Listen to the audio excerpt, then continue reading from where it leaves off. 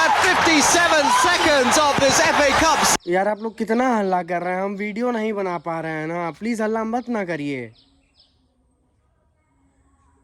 हाँ ठीक है। बाहर में आए तो बाहर में कम से कम मेरे आगे में 5-7 आदमी बैठे हुए हैं, धूप सेक रहे हैं। अब हम अपना शूटिंग करें तो करें कहाँ? अगर हम यहाँ पे शूटिंग करना स्टार्ट भी कर देंगे तो लोग मुझे पागल कहेंगे, लेकिन कोई बात नहीं, मैं फिर भी ट्राई करता हूँ। मैंने बैकग्राउंड का बिना परवाह किए शूटिंग तो कर लिया, अब एडिट करके वीडियो को डालता हूँ।